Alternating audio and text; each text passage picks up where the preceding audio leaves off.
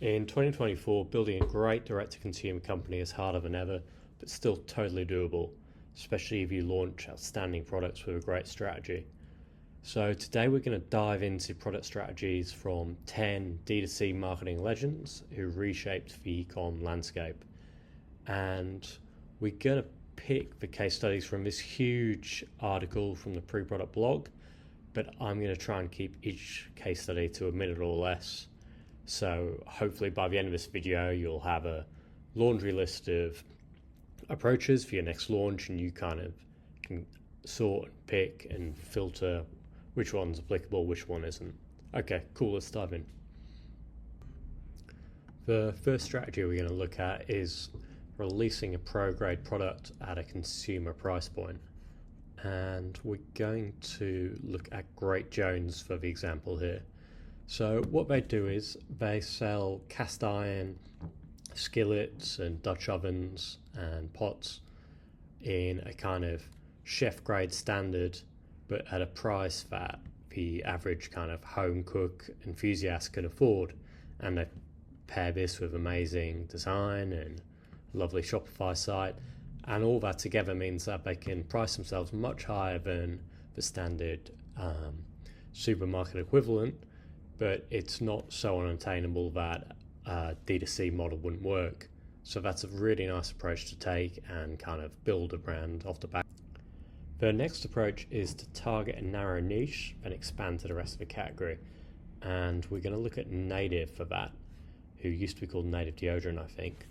And that's how they kind of got their start.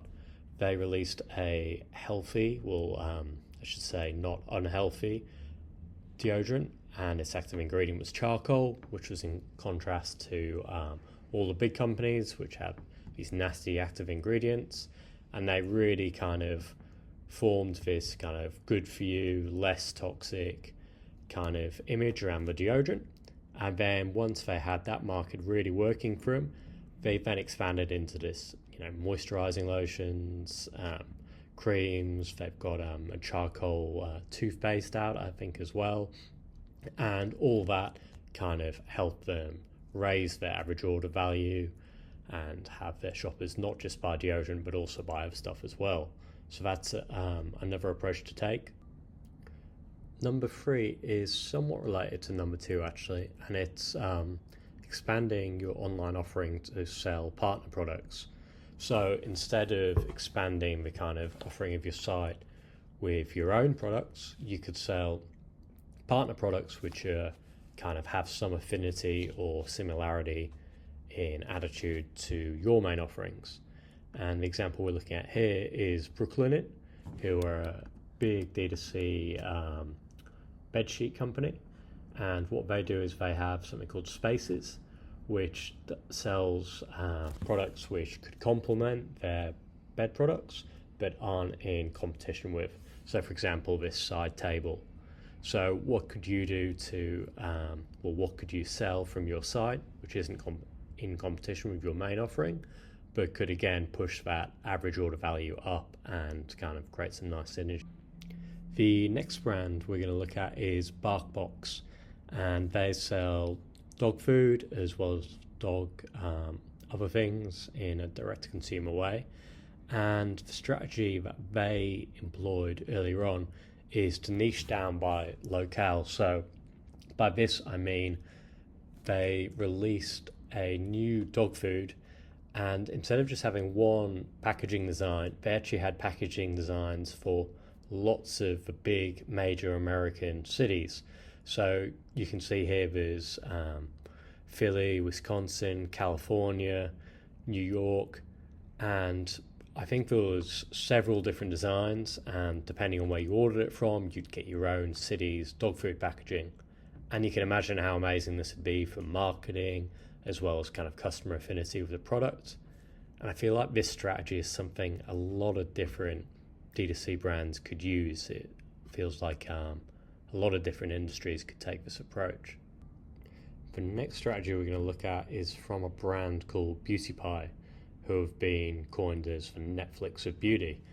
And what that is getting at is you actually have to pay a subscription, either monthly or annually, to even shop on the website.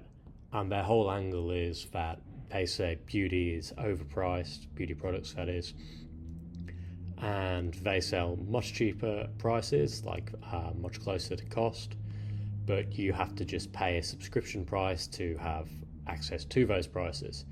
So it's really flipping the model on its head, and it starts to look a bit more like a software as a service or retainer-led business. And you can see how that would be amazingly valuable for a brand to kind of launch at, because even if your customers aren't re-engaging and buying every month, you're still getting that monthly recurring revenue. The next new product strategy we're going to look at is to double down on sustainability, and we're referencing Acton Acre here. So they're a skincare brand, and what they did was, instead of buying off-the-shelf packaging for the actual bottle part of their products, they created this new really noteworthy, press-worthy packaging which used much less energy to create.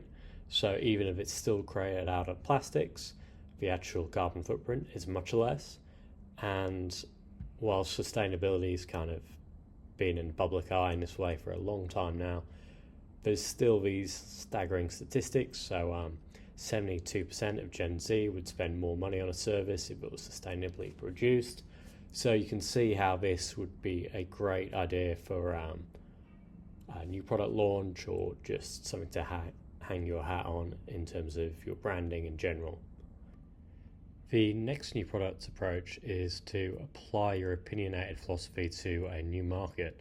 And an example here is Allbirds, who are kind of one of the DTC direct-to-consumer darlings who went public a couple of years ago. And they became very well known for their good to the planet wool trainers or sneakers, and they had much success with that. And then in terms of expansion, while they did design and release more casual shoes, they actually also started to go into different areas of the market. So not outside of shoes, but outside of kind of casual shoes. So they went into footwear for running and performance, and that's a whole different vertical that they could go after, whilst not kind of watering down their what they stood for and kind of what they're known for. The next new product strategy is to release many smaller products targeting lots of different smaller niches. And the example we're using here is Stance, who the brand Stance socks, but if you go on their site now, they do much more than that. But they released socks which targeted specific sports. So they released running, as well as basketball, cycling, golf. And whilst it might sound like there's not too much a pair of socks could do for each of those niches, I'm sure they found something, as well as the main effect being just targeting towards that. So whether that's for kind of marketing, the packaging, the advertising, all of that going as one to just deliver a kind of more compelling proposition to the person you're trying to get in front of. The next new product approach we're going to look at is refreshing a best-selling favorite. And we're going to look at Outdoor Voices, D2C apparel brand for this. And what they did is they had one of their earlier products was also one of their best sellers and just kept on selling, which was an exercise dress. So they decided to effectively release a V2 of that dress, just with a couple of small updates, like a phone pocket and inbuilt shorts, some things that customers kept on bringing up again and again. So this is a kind of effectively a way to not kind of bank a sure thing, but very close to it, find a product which your customers absolutely love, and release a refresh of that just with a couple of tweaks. And this could be a way to kind of get a whole new lease of life out of that idea and concept. And the final new product strategy we're going to look at today, number 10, is use a nostalgic era or theme to inspire a new product range. And the brand who is doing this is, or had done this, is Away. So they're a luggage company and very much a kind of darling of a DTC world.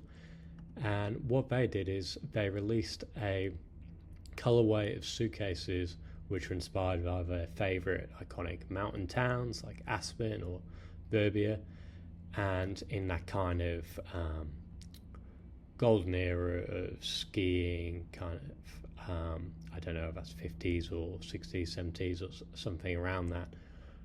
And that had a particular style and kind of look to it. So this is something that they could go and run with when releasing new suitcases.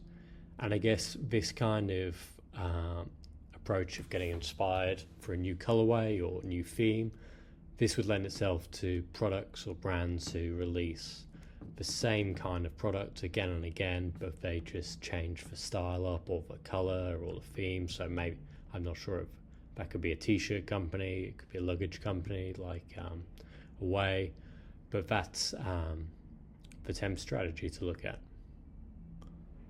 And that's it. So thanks for watching, and I'll include a link to this article on these 10 new product strategies from D2C Marketing Legends in the description below. And if you got anything out of the video, of course I'd love a like or subscribe.